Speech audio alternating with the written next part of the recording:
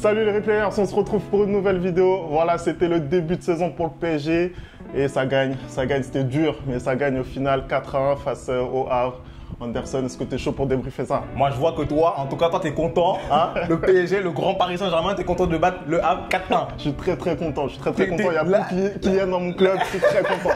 Très la satisfait. Ligue 1 hein, en proie au doute. Hein. La Ligue 1 ne va pas bien. On est passé de la Ligue 1 Conforama, hein, on vendait des lits, à la Ligue 1 Uber Eats, hein, à la Ligue 1 McDonald's. Hein, voilà, on va pas te dire ce qu'on pense de McDonald's. Et toi, ça te dérange pas? Ça me dérange pas du tout. Tant que ça gagne, ça fait plaisir.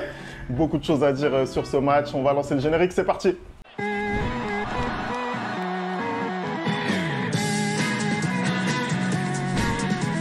Allez, on commence tout de suite cette vidéo. Beaucoup de choses à dire donc sur ce match. Le PSG qui joue seulement son 3e match de la saison. Il y a eu 2 matchs de préparation. Donc physiquement, c'était assez compliqué pour le club. Et Luis Enrique qui a mis une compo hybride. Hein. Il y avait beaucoup de jeunes, Anderson. Bah écoute, Luis, il a prévenu, il veut jouer sans Mbappé. Hein. Maintenant, c'est un adversaire. Et ça fait un moment qu'il apprend à jouer sans Kylian, hein, vu qu'il est parti du côté de Madrid, malheureusement pour moi. Hein. Et là, il nous a aligné une composition assez hybride. C'est-à-dire que si tu regardes la ligne d'attaque, moi, j'ai tendance à dire que normalement, ça va être les remplaçants cette saison. Hein. Donc, il a ramené un peu de jeunesse avec Mbaye notamment. Et on a à la pointe Gonzalo Ramos et Kang In-lee. Le match a bien commencé, hein, parce que dès la 3e minute, ouverture du score, tout se passe bien. Là, tu te dis que le Paris Saint-Germain va écraser le Havre normalement. Mais après, il y a Ramos qui se blesse très rapidement aussi. Petit changement. Le joueur préféré de Julien, Gonzalo Ramos, est rentré sur le terrain. Hein, du coup, tu te dis quoi que ça va dérouler. Mais le match est compliqué. Hein. Paris a du mal à trouver les espaces. Le Havre se montre dangereux à de nombreuses reprises. Ils ont d'ailleurs ce but annulé en corner. Hein. Coup de pied arrêté. Ils sont très dangereux. Et on l'a vu dès la 2e mi-temps. Coup de pied arrêté, but. D'ailleurs, Warren, je l'aime beaucoup, c'est mon joueur préféré, mais le marquage, catastrophique. Après, ouais, catastrophique, je suis désolé. Clairement, je pense du côté du PSG, ça fait un moment que ça dure, je pense que ça fait 2 ans que ça dure. Aucun marquage agressif en coup de pied arrêté défensif. Et ils savaient gagner avec vraiment du mal dans ce secteur et on l'a encore payé aujourd'hui, en tout cas on a failli le payer avec ce but refusé. Mais ouais, t'as raison, on a bien démarré le match. Franchement, j'étais content de ce que je voyais, aussi bien même au niveau du jeu que de l'investissement. Vraiment, on était agressif sur les Havrais, rien à dire de ce point de vue. Donc, premier quart d'heure où les Havrais, ils voient quasiment pas la balle. Et après, la machine se dérègle. On ne comprend pas tellement pourquoi finalement, puisque pour moi, il y a une classe d'écart, même si tu l'as dit, voilà, il y avait beaucoup de turnover dans cette équipe. On ne comprend pas, la machine se dérègle et les Havrais prennent confiance, arrivent à se procurer des occasions. Justement, c'est logiquement qu'au retour des vestiaires, ils mettent ce but égalisateur. Après, généralement, quand tu joues contre une équipe qui est plus faible, justement, tu as cette tendance à chaque fois que tu maîtrises, à te relâcher un peu. Et du coup, eux prennent confiance. Ils arrivent à revenir au score. Maintenant, moi, ce que j'apprécie sur le Paris Saint-Germain depuis la saison dernière, depuis que Luis Enrique est venu, c'est la réaction. C'est-à-dire que vraiment, ils prennent un but, ils ne se laissent pas abattre, ils réagissent. Et on l'a vu très rapidement. Ils ont réagi après ce but qu'ils ont encaissé en 2e mi-temps. Et là, vraiment, ça a commencé à dérouler. Et on a vu que lorsqu'il y a eu certains changements, hein, notamment la rentrée de Dembélé, la rentrée de Barcola, la rentrée de Marquinhos, on voit la différence. Bah, clairement, voilà. On voit la différence. C'est-à-dire qu'à partir du moment où les internationaux arrivent, c'est plus du tout le même match. Même en 2e mi-temps, ça a été difficile hein, pour moi. Tant que voilà, Barcola, Dembélé ne sont pas rentrés, ça a été difficile. Mais à partir du moment où ils ont pénétré le terrain, ça a été tout de suite un autre match. Vraiment, Dembélé qui provoque, qui se procure une première occasion. Et derrière, il arrive à marquer. En plus de la tête, c'est incroyable. Non, mais en plus, là, tu viens de dire, la première occasion, moi, je comprends pas comment il la rate. Je comprends pas comment il la rate. Dembélé, il faut vraiment que tu nous expliques. Et je te l'ai déjà dit l'année dernière, comme Kylian, va au village et lave-toi. Parce que c'est pas possible d'avoir autant de talent et de rater autant. Maintenant, moi, je suis surpris de le voir marquer de la tête. Et de cette manière-là, surtout. Après, il n'est pas du tout marqué, il est tout seul. Il a totalement le temps de faire cette reprise de la tête. C'est entre guillemets normal qu'il arrive à la prendre. Après, voilà, on n'est pas habitué à le voir faire ça, mais c'est logique qu'il cadre au moins son tir de la tête. Moi, j'ai envie un petit peu de parler des cas individuels maintenant parce que bon, voilà, c'est compliqué de suranalyser. C'est un premier match de championnat, on est mi-août, on ne peut pas tirer de conclusion, mais quand même, il y a certaines prestations qui interpellent un peu. Je vais te demander ton avis, notamment sur Kolo Muani, parce qu'il joue quasiment tout le match. Ramos se blesse très très vite. On l'attend beaucoup, Randall. Voilà, c'est une saison où, en vrai, 90 millions d'euros, il doit enfin confirmer. T'en as pensé quoi, toi? Moi, je suis toujours mitigé sur Randall. Je vais pas te mentir, tu sais que je le porte pas dans mon cœur. Je le déteste. Je le déteste. Non, je veux dire la vérité, je le déteste. Je trouve que c'est un attaquant moyen, il n'a rien à faire au PSG. Aujourd'hui, je regarde l'effectif du Paris Saint-Germain et tu me dis que, quand je regarde, moi personnellement, je me dis que là, l'attaquant vedette du Paris Saint-Germain en 2024-2025, c'est Randall Kolo Muani. C'est pas vrai. C'est catastrophique. C'est qui? Parce que on m'a parlé d'Osimhen. Osimhen n'est pas venu. Hein, on m'a parlé de Alvarez. Finalement, je le vois à l'Atlético Madrid. Donc, qui va être là? Moi, je vais te dire, l'attaquant vedette du club en 2024-2025, bah, c'est le club. Voilà, moi, je vais te le dire. C'est le club. On n'a pas besoin d'avoir un attaquant qui te claque 40 buts, mais qui te pourrit le jeu. Tu es obligé d'avoir un collectif, par contre, pour réussir en Ligue des Champions. Mais est-ce que tu penses... Non, voilà. Mais, outre le fait que l'attaquant qui met 40 buts et qui te pourrit le jeu est parti, est-ce que tu penses qu'aujourd'hui, les armes offensives que vous avez sont capables de ramener les buts que lui, il avait? Je pense pas. Quand tu regardes le match de Kolo Muani ce soir, il y a encore énormément de déchets, énormément de ratés. En fait, j'ai pas l'impression qu'il progresse. J'ai pas l'impression qu'il progresse. Non, mais je suis désolé, j'ai pas l'impression qu'il progresse. En vrai, c'est une réalité. Il y a eu du déchet. Après, tu es sur un joueur qui n'est pas du tout en confiance quand il met ce maillot. On a vu que. Mais il a besoin de quoi pour être en confiance? C'était un joueur qui était capable de mettre des buts très importants. Il l'a montré à l'Euro. C'est un bon joueur. Il a eu encore des situations, certaines qu'il a bien négociées, où il n'a pas eu de réussite, d'autres où il a mal fait. Mais globalement, je trouve que jouer avec Asensio et Lee en attaque, c'est pas facile pour lui, je trouve. Les profils sont pas complémentaires. Quand Barcola, quand Dembélé sont rentrés, tout de suite, lui aussi, ça lui a permis d'être un petit peu plus à l'aise. Donc, je trouve qu'on est très dur. Et surtout, je sais pas pourquoi on attend l'homme providentiel, l'homme qui va sauver le club. Mais on n'attend pas de lui, l'homme providentiel. C'est pas Kolo Muani qui va sauver le club. On attend qu'il fasse son boulot. Mais attends, à un moment donné, tu l'as acheté 90 millions. 90 millions, c'est le transfert, c'est le prix qu'a coûté Cristiano Ronaldo au Real Madrid. Non, si on veut parler des chiffres. Si on veut parler des chiffres. Dans le public, parce que ce soir, on a un public, je vois que ça réagit. Donc, les gens sont pas d'accord. Si on veut parler des chiffres, 90 millions, c'est le prix qu'a coûté Cristiano Ronaldo au Real Madrid. Et le rendement de Randall Kolo Muani est pas bon. Il n'est pas bon. Aujourd'hui, je pense que tu demandes à n'importe quel supporter parisien de l'échanger contre n'importe quel autre neuf, il te dit oui. Non, il te dit oui. Honnêtement, là, c'est le début de la deuxième saison. On va lui laisser le temps. Il termine le match quand même par un but, un penalty. Où il le provoque d'ailleurs, il fait le bon appel. Donc, on verra ce que ça va donner. On va pas mettre la charrue avant les bœufs. J'aimerais aussi parler de la recrue phare donc de cette saison pour le PSG. João Neves, il est rentré. Je pense qu'il a joué une mi-temps. T'en as pensé quoi, toi, en sachant qu'il est passeur décisif sur le but de Dembélé? C'est ça, on peut dire qu'il est rentré. Même pas, je crois que c'était son 4e ballon ou un truc comme... Non, mais il a fait la différence tout de suite. Quand je regarde l'action qui amène au but de Dembélé, je me dis, il y a du talent sur le mec. Tu vois, il a quoi? Il a 20 ans, c'est ça? 19 ans. 19 ans, il n'a même pas encore 20 ans. Le centre, il est déposé, mais parfaitement. Sur le but de Barcola, je ne sais pas si on peut vraiment dire qu'il est passeur décisif parce que ce que Barcola fait est extraordinaire. Mais une fois de plus, il est encore présent là-dedans. Tu vois, donc sur 2 buts dans les 4, il est dedans en ayant joué même pas une mi-temps. Tu sens qu'il a un gros volume de jeu. S'il arrive à répéter les prestations qu'il avait au Benfica, au Paris Saint-Germain, il risque de faire une très grosse carrière. Je pense que ça, c'est un recrutement pour le coup qui va totalement en accord avec les principes de jeu de Luis Enrique. Je pense que là, pour le coup, il va pouvoir s'inscrire dans le collectif.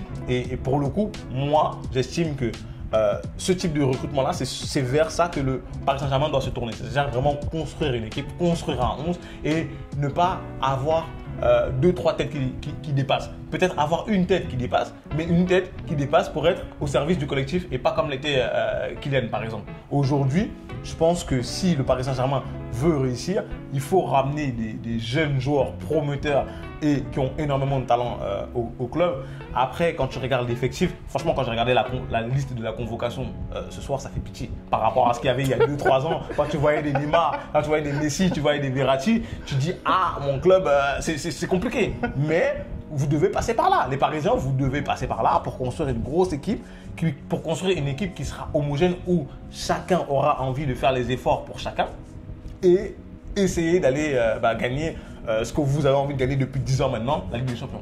Non, moi je suis d'accord sur la voie qui est suivie par le PSG, ce recrutement de jeunes joueurs à fort potentiel et Joao Neves, il en fait partie. Moi je pense quand même qu'il faudra quand même 1 ou 2 éléments d'expérience dès cet été. Mais pour revenir sur son match, honnêtement, c'est un match qui est très propre. Il est monté en puissance au fur et à mesure de la mi-temps jusqu'à mettre ce ballon sur la tête de Dembélé. Donc c'est très, très intéressant. On sent qu'il n'est pas à 100%. On sent que voilà, le poids d'un premier match aussi n'était pas facile à gérer sur les premières minutes. Mais au fur et à mesure du temps, tu vois, il s'est libéré. Et clairement, je pense que ça va être la recrue dont on a besoin au milieu de terrain. Après, le mercato n'est pas encore terminé. Il n'est pas encore à l'abri de recevoir un numéro 9, un bon cadeau. Un numéro 9, parce que je pense que si tu fais la saison avec Colomwani et Gonzalo Ramos, qui est déjà blessé, j'espère pour lui que c'est pas grave d'ailleurs, ça va être très compliqué pour toi. D'ailleurs, vous donnez-nous votre avis sur le match de Joao Neves. On aura l'occasion sur la chaîne de parler du mercato du PSG une fois qu'il sera terminé. On aura l'occasion d'en parler. Moi, je voudrais juste dire un mot sur Pacho, le défenseur. Voilà, Kimpembe est de retour, j'ai l'impression. Voilà, le Kimpembe Prime, le Kimpembe qui stoppe Messi, qui l'éteint. Voilà, il est là et il s'appelle Pacho et il est équatorien. Voilà, c'est incroyable ce qu'il nous fait. C'est son premier match avec le PSG. Il avait juste fait une apparition en préparation. Et ce qu'il fait, c'est incroyable. Il est titulaire tout de suite, il montre tout de suite qu'il a envie, il est dur sur l'homme. En plus, il est rapide. Je pense que c'était quelque chose qui manquait avec Lucas Hernandez notamment. Et je pense que la charnière qu'il peut former avec Marquinhos, ça va être très très intéressante, Anderson. Moi, j'ai une petite question. Je suis d'accord avec toi. Franchement, prestation assez solide de sa part. Moi, j'ai une petite question concernant la défense. En fait, j'ai regardé la liste, j'ai pas compris pourquoi Danilo n'était pas là. Donc là, tu es en train de me dire. Attends, je finis mon argumentation. Tu es en train de me dire que dans ta défense, tu as Beraldo, tu as un Kimpembe qui est pas sûr physiquement, tu as William Pacho qui est assez jeune, tu as Skriniar qui est assez lent. Et tu comptes pas sur Danilo? Parce que quand moi je regarde les défenseurs qui sont présents au club aujourd'hui, j'ai l'impression que Danilo, c'est le meilleur d'entre eux. Écoute. Et malgré ça, j'ai l'impression que Enrique, il veut pas de lui. Il veut même pas. Écoute, moi je vais te dire, depuis qu'il est au club, sincèrement, Danilo, il a été très très fiable. Tu vois, c'est pas le gars qu'on attendait. D'ailleurs, il a été recruté pour jouer au milieu. Au final, il se retrouve en défense sous Tuchel, très très fort. Tu vois, il a toujours été fiable. Mais Luis Enrique, il n'en veut pas. Pourquoi? Parce qu'il considère que techniquement, c'est trop faible. Et il considère aussi que niveau vitesse, il y a un gros déficit. Moi, si j'étais à la place de Luis Enrique, honnêtement, vu toutes les blessures qu'on a connues et vu tous les joueurs pas fiables qu'on a à ce poste-là, je l'aurais quand même gardé. Tu vois, pas forcément pour être titulaire, mais pour rentrer dans la rotation. Je comprends pas pourquoi il le bâche comme ça. Et aujourd'hui, clairement, Danilo, il est candidat à un départ dès ce mercato. Surtout que moi, je comprends pas. Je suis désolé. Si tu veux vraiment bâcher quelqu'un, c'est plus Skriniar que Danilo. Ah, mais il bâche aussi, hein, t'inquiète, oui, mais si tu dois garder. Mais j'ai l'impression qu'on est plus vers un départ de Danilo qu'un départ de Skriniar en fait. J'ai l'impression que la saison peut commencer et Skriniar sera encore dans l'effectif, alors que j'ai l'impression que d'ici demain, on peut apprendre que Danilo c'est fini. Tu vois ce que je veux dire? Après, Skriniar, il est compliqué à faire partir. Tu l'as fait venir au club l'année dernière, tu lui as donné un contrat de 5 ans alors que tu n'avais aucune garantie. Il n'a pas joué toute la deuxième moitié de saison là avec l'Inter avant qu'il arrive. Donc c'est un joueur sur lequel tu n'avais aucune garantie. Il fait une moitié de saison où il est titulaire et où il n'est pas bon, on ne va pas se mentir. Et derrière, il se blesse pour quasiment la fin de saison. Donc c'est compliqué à faire partir quand tu as 4 ans de contrat. Le joueur, lui, veut rester. rester. Donc s'il décide de rester, il a un contrat, il ne peut pas partir comme ça, tu vois. En tout cas, Enrique, hein, vraiment, je pense qu'il va créer un loft aussi, comme l'année dernière, avec tous les indésirables, tous les gens qu'il a envie de voir dégager. Hein. Et je pense que parmi eux, il n'y aura certainement pas Vitinha qui se soit encore, hein, vraiment fait. Non, bravo. Je pense que depuis le début de la chaîne, c'est le premier bon flair que tu as eu.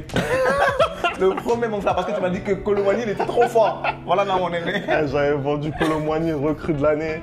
Bon, je me suis trompé, mais là, sincèrement, Vitinha, ce qu'il nous fait, c'est incroyable. Dans la lancée de l'Euro extraordinaire, de la saison folle qu'il avait fait avec le PSG, il marque 10 buts quasiment durant la saison avec le PSG. C'est stratosphérique ce qu'il nous fait ce soir, les passes cachées qu'il nous fait, les transversales. En fait, c'est lui qui donne le tempo. C'est incroyable. Voilà, c'est Verratti qui revient chez nous, en fait, hein, tout simplement. Et en plus, avec cette faculté de pouvoir finir les actions, en fait. C'est ça qui est incroyable. Donc, non, honnêtement, c'est un premier match mitigé, voilà.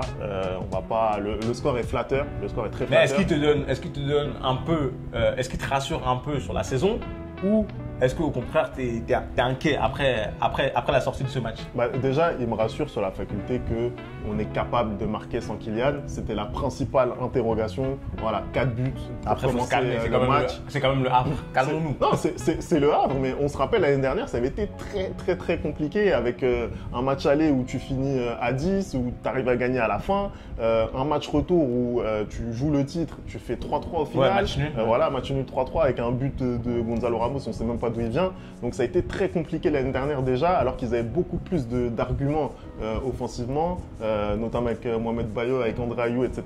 Là, ce soir, il n'y avait pas tout ça. Et malgré ça, ça a été compliqué. Donc voilà, pour un premier match, je pense que c'était une bonne chose. Donc rassuré sur le caractère offensif. Quand Barcola et Dembélé sont sur le terrain, ça fait très mal. Moi, je disais déjà l'année dernière que Dembélé, c'est l'atout numéro 1 offensivement côté Paris. C'est lui qui crée.